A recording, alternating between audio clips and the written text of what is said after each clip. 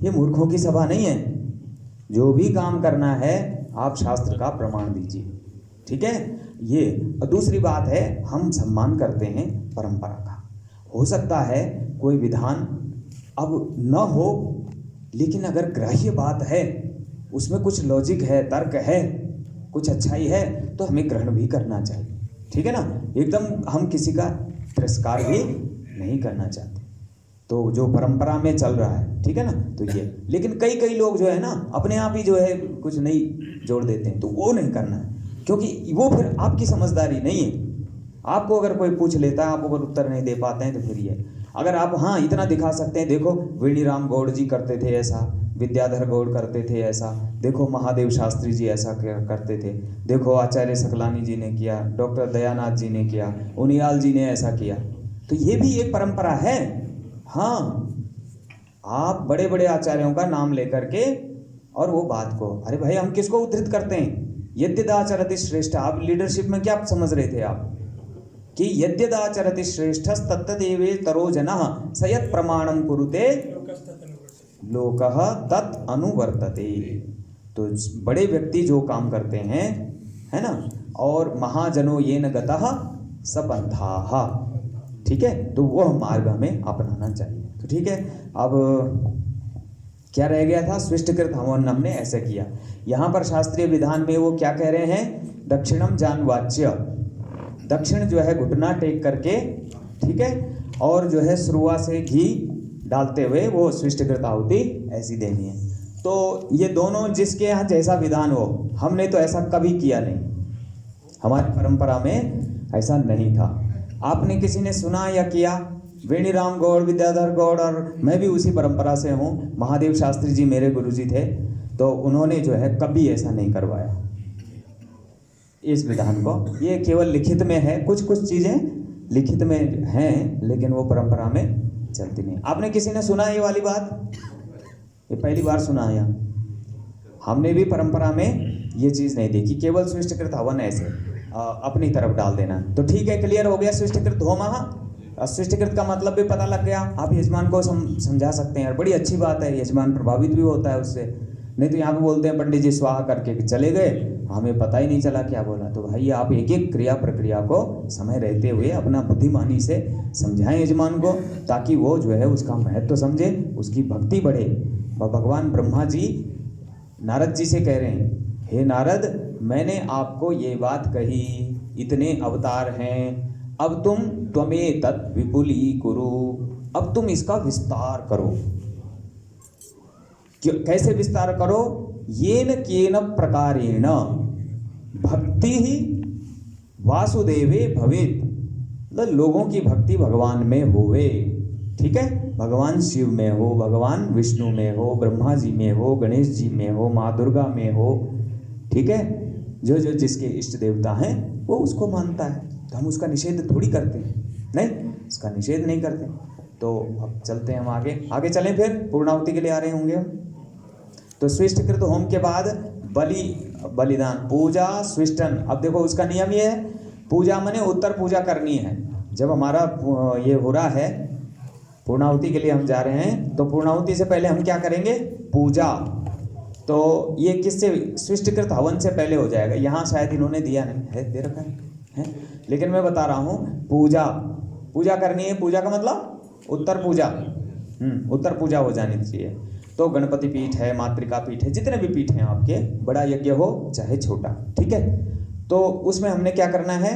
उत्तर पूजनार्थे सर्वोपचारार्थे गंधाक्षत पुष्पाणि समर्पयामि। गणपति पीठस्थ देवताभ्यो नमः, मातृमंडलस्थ देवताभ्यो नमः, वास्तुमंडलस्थ देवताभ्यो नमः, और इधर जो है नागराजाय नमः, इधर क्षेत्रपाल मंडलस्थ देवताभ्यो नमः, सर्वतोभद्र, और जो भी आपने स्थापित देवता हैं उनको उत्तर पूजनार्थे सर्वोपचारार्थे गंधाक्षत पुष्पाणि समर्पयामि। ठीक, अब पूजा, ये तो हो गई पूजा स्विष्टम, तो माने स्विष्टकृत आहुति, ठीक, स्विष्टकृत आहुति हमारी हो गई। पूजा, स्विष्टन, नवाहुत्यो।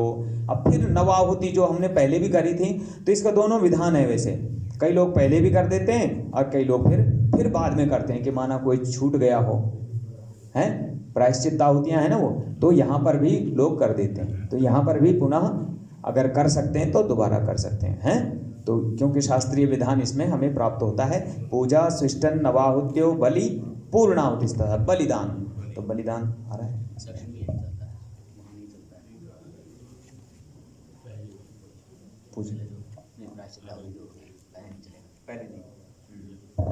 दक्षिण में प्रायश्चित आहुति पहले नहीं चलता है, कभी नहीं, चाहे कुछ भी हो जाए बाद में। यहाँ प्रायश्चित तब अब पहले से ही गलती क्यों माने, इसका ये तर्क है।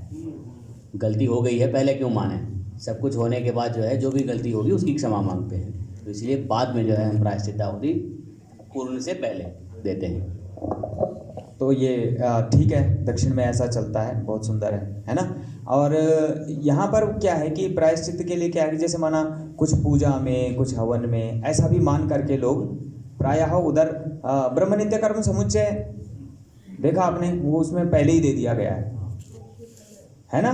हाँ, तो वो भी कुछ मतलब कुछ भाग है दक्षिण का, मराठी लोग हैं महाराष्ट्रियन परंपरा में, तो कुछ लोग यहाँ भी दे देते हैं। और ये आचार्य जी बिल्कुल सही कह रहे हैं कि हम उधर नहीं मानते भाई, हमने हवन में जो गलती करी है ना, तो उसके लिए हम प्रायश्चित विधान यहाँ करते हैं। तो ठीक है, ये नियम दोनों ही चलते हैं, ठीक है। तो चलिए कोई दिक्कत नहीं। तो अब हमने प्रायश्चित हो गया, अब पूर्णाहुति नहीं बलि तो बलिदान दे रहे हैं यहाँ, देखिए बलिदान का है लंबा, नहीं कोई नहीं, उसको बस फटाफट एक बार निकाल देते हैं।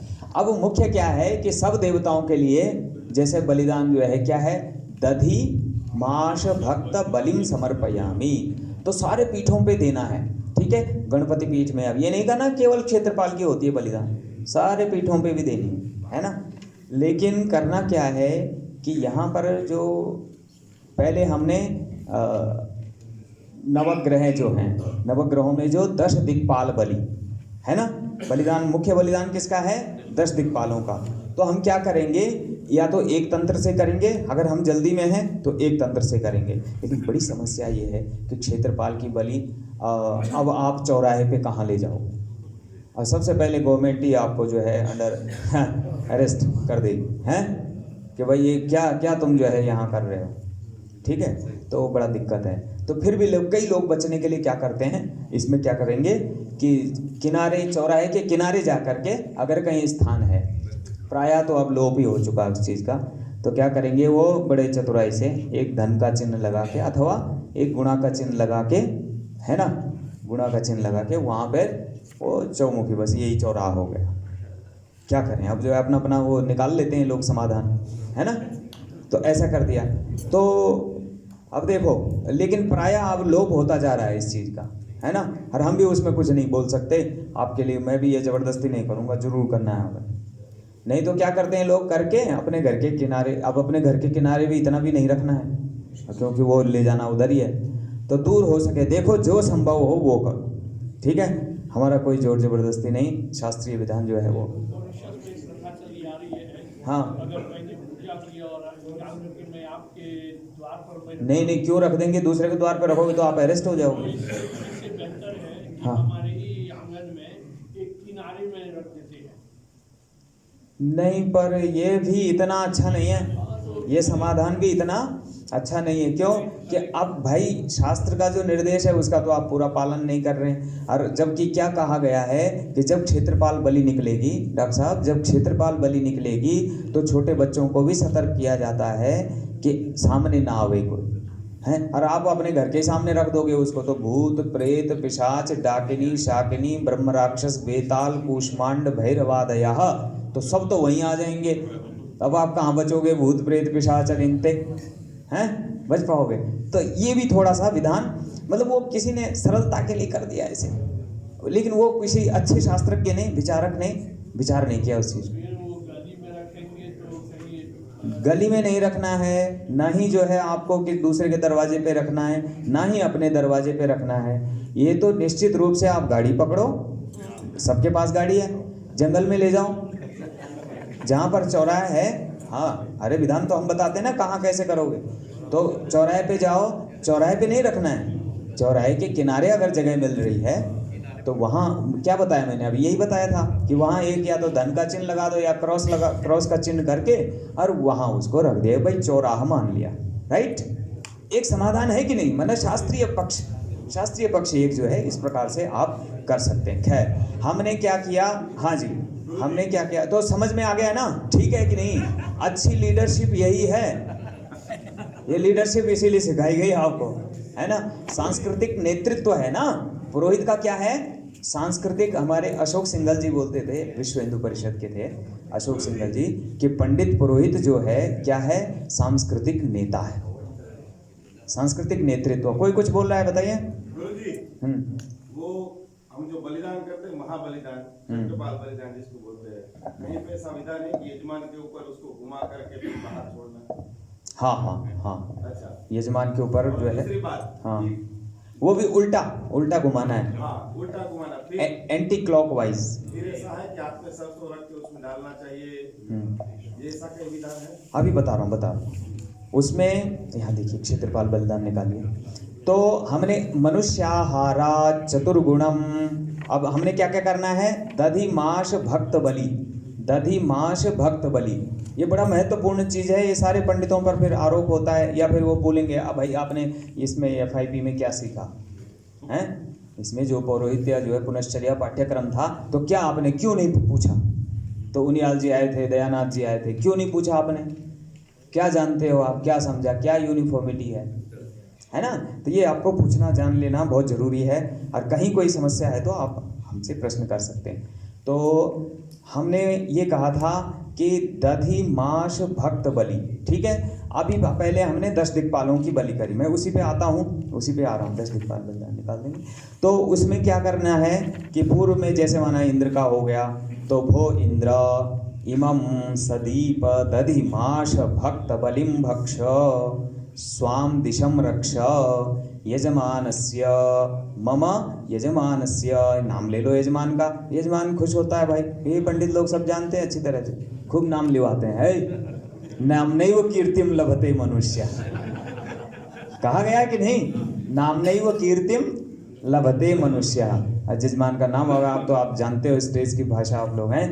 अमुक जजमान ने इतना रुपए दिया। एक दिन बड़ा जो है कहीं हो रही थी गायन, हम कहा वाह बड़ा भाई नोट कमाने का धंधा, तो कहा इतने इतना दिया, इसने इतना दिया, तो सब बड़े जो है मुश्किल से कर रहे थे। ये वैसे ये ठीक नहीं है। तो नाम नहीं वो कीर्तिम, यहाँ पर नाम ले सकते हैं। अमुक यजमानस्य सकुटुम्बस्य सपरिवारस्य आयुःकर्ता क्षेमकर्ता शांतिकर्ता तुष्टिकर्ता पुष्टिकर्ता निर्विघ्नकर्ता वरदो भव, है कि नहीं?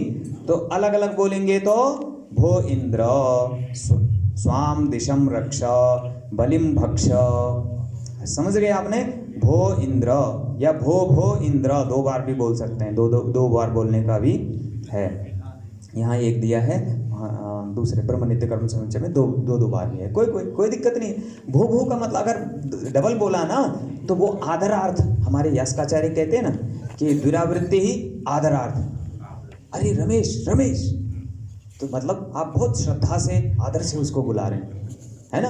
तो ये था। तो भो इंद्र स्वाम दिशम रक्ष बलिम भक्ष इमं सदीप दधिमाश भक्त बलिम भक्ष मम यजमानस्य सकुटुम्बस्य सपरिवारस्य आयुकर्ता क्षेमकर्ता शांतिकर्ता तुष्टिकर्ता पुष्टिकर्ता निर्विघ्नकर्ता वरदो भव, हो गया।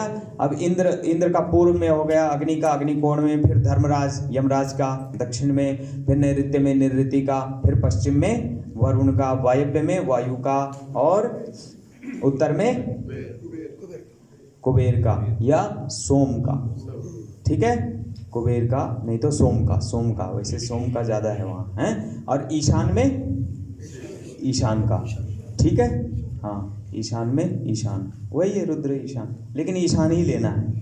कर्मकांड विधान में आप चेंज करोगे फिर आपको दिक्कत होगी, तो ईशान का ही देना है, ठीक? ईशान्याम ईशानाय नमः भो ईशान है बलिम स्वाम दिशम रक्षा बलिम। अब आए हम क्षेत्रपाल पे, ठीक है? ये क्लियर हो गया। आपने क्या देना है? दधिमाश भक्त बलिम सदीपम दधिमाश। अब उसके लिए क्या होता है? हमारे गुरुजी चावल उड़द उबलवा देते थे मात्र, उसमें नमक नहीं डलता है। ये देवता लोग जो है ना नमक नहीं लेते हैं, ये ध्यान रखना थोड़ा सा। ये वैदिक विधान पहले से ही चला रहा है। इनके यहाँ गुरुजी के यहाँ दक्षिण में भी कि दाल का भोग नहीं लगता ना सब्जी का, डॉक्टर साहब, केवल चावल का भोग लगता है। भोग लगता है, लेकिन उसमें लवण मिलाने से पहले भोग लगता है। जो भी आप बनाएंगे घर में भी, सामान्य रूप में भी, दाल भी हो, चावल भी हो, मिक्स्ड चावल हो, कुछ भी हो, लवण मिलाने से पहले भोग लगता है। एक विधान है, लेकिन आजकल ये भी लुप्त होने लग गया है धीरे धीरे। क्या करें, लेकिन श्राद्ध के दिन ये इसका पालन जरूर करेंगे। श्राद्ध के दिन में जो भी भोग लगता है वो लवण मिलाने से पहले, उस दिन जो है जो रेड कलर का जो मिर्ची है उसका उपयोग नहीं करते हैं। मिर्च अगर चाहिए भी होगा तो हरी मिर्च का उपयोग करेंगे, और वैसे भी मिर्च उस दिन वर्जित है। इसके जगह हम गोल मिर्च है ना, पेपर, उसका उपयोग करते हैं। इसलिए तो हाँ, ब्लैक पेपर को हम उपयोग करते हैं। वो कम से कम श्राद्ध के दिन तो इसका पालन किया जाए इस दृष्टि से। लेकिन लवण मिश्रित भोग जो है नहीं लगता है देवताओं को। ना ना ना, कुछ नहीं, विदेशी सब्जी कुछ भी नहीं। वैसे तो देखिए, अब बीन्स भी देसी सब्जी हो गया, बीन्स वैसे सब कुछ जो है, जो भी देखेंगे सब कुछ विदेशी सब्जी ही मिल रहा है। लेकिन उस दिन नहीं, वो सब कुछ नहीं। अधिकतर जो है कद्दू का ही लगता है, हैं? तोरी, कद्दू, पत्ते भी उसके ही होते थे, तोरी के पत्ते उस पे।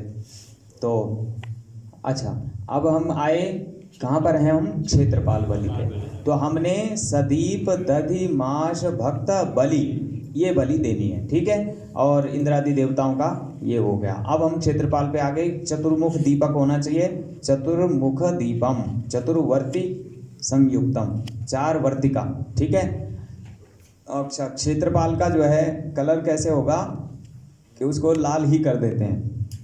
कैसे करते हो? आटे का दीपक बनाते हो, किसका बनाते हैं? या मिट्टी का कोई हो बना है, ठीक है, नहीं तो आटे का बना देते हैं। कहाँ चौमुखी दीपक लेने जाएंगे, या मिलेगा नहीं मिलेगा, सबसे सरल तरीका आटे का। और मैं बता रहा था कि दधिमाश जो है ये केवल उबाल देना है, उड़द और चावल इसका, और थोड़ा थोड़ा थोड़ा उसमें से दोने में लगा करके, एक दीपक भी वहाँ लगा करके, और फिर ये सब बलिदान हम कर देंगे। चावल ज़्यादा होना चाहिए, उड़द कम हो, खिचड़ी टाइप हो जाता है वो, हैं? दही डालना है, दही। अरे बोला तो मंत्र में, आप सुनते नहीं हो। अभी मंत्र में क्या बोला हमने? दधि माश भक्त बलिम, इसलिए जो समझना जरूरी है ना। ना पंचामृत नहीं डालना। यहाँ पे ध्यान दीजिए, पदार्थ क्या क्या है उसके, ये ध्यान देना है। पदार्थ क्या क्या है? दधि माश भक्त। क्या बोला? दधि माश भक्त। भक्त माने भात। हाँ, सिंदूर डालना है ना, सिंदूर तो डालना है, उससे पूजा करनी है। तो अब जो है, अब सारे दुनिया की सामग्री 56 भोग यहीं लगा दोगे, कैसे होगा? ये नहीं चलेगा।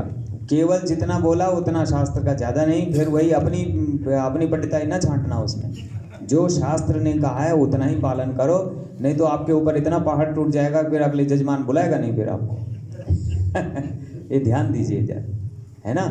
और ये मजाक भी नहीं है। तो दधि माश भक्त बलिम समर्पयामि। तो मनुष्य आहारात चतुर्गुणम, हमने क्या है? मनुष्य के आहार से 4 गुना होना चाहिए। किसका? क्षेत्रपाल का। तो मनुष्य जितना खाता हो उससे। अब बोलेगा अब किस मनुष्य का हम लेना हैं? तो यजमान या आचार्य, दोनों का ही हाथ से जो है परिमाप क्या होता है, या तो यजमान का या आचार्य का, दोनों में से किसी का, ठीक है। तो जो ज़्यादा खाने वाला हो और यजमान कम खाने वाला हो तो उसका जो है ठीक नहीं है। आचार्य ज़्यादा खाने वाला हो या आचार्य कम खाने वाला हो, यजमान ज़्यादा है, तो जो ज़्यादा खाने वाला, क्यों? अधिकस्य अधिकम फलम ग्राह्यम। तो अधिक फल हमको चाहिए तो ऐसा करना है, ठीक है। फिर हमने कर दिया, उबालवा देना है। कितना? लगभग 1 किलो बहुत है। जैसे 250 ग्राम उड़द डाल दिया उसमें, क्यों जी? सामान्य परिमाप यही है कि 250 ग्राम आपने उड़द डाल दिए, 1 किलो चावल हो गया। सबके लिए पर्याप्त है, इतना हो जाएगा। एक दोना सबको, देवताओं को इधर निकल जाएगा, और ये 4 गुना हो जाएगी। बांस की टोकरी में उसको हम रख देते हैं, नीचे पत्तल रखा, फिर उसके ऊपर वो चावल उड़द जो है ये रख करके उसके ऊपर बत्ती रखी, और फिर ये दही डाल दिया उसमें, दधि माश भक्त बलि, और सिंदूर से उसका अर्चन कर दिया। अब कई लोग इसमें बड़ी अच्छी कलाकारी करते हैं कि क्षेत्रपाल महाराज की बलि है ना, तो नारियल उसके ऊपर जो पूरा जो है एक नारियल होता है पूरा श्रीफल जिसको बोलते हैं, श्रीफल, सकलानी जी, श्रीफल चलता है जो पहाड़ में, वो पूरा बाहर से भी जो है, तो उसमें क्या करते हैं, बड़ी कलाकारी से क्षेत्रपाल महाराज का जैसे महाकाल का नहीं बना देते हैं लोग चित्र जय शंकर जी के ऊपर, तो सुंदर जो जैसा पंडित जैसा कलाकार है। तो यहाँ पर तो यूनिफॉर्मिटी की बात चल रही है, तो सारे ही कलाकार हैं हमारे, कोई पंडित, हम किसी को ये नहीं कह रहे हैं वो कलाकार नहीं, सारे ही कलाकार हैं। क्यों? तो अच्छे से बना दें क्षेत्रपाल को, उस पर बना देते हैं अंकित।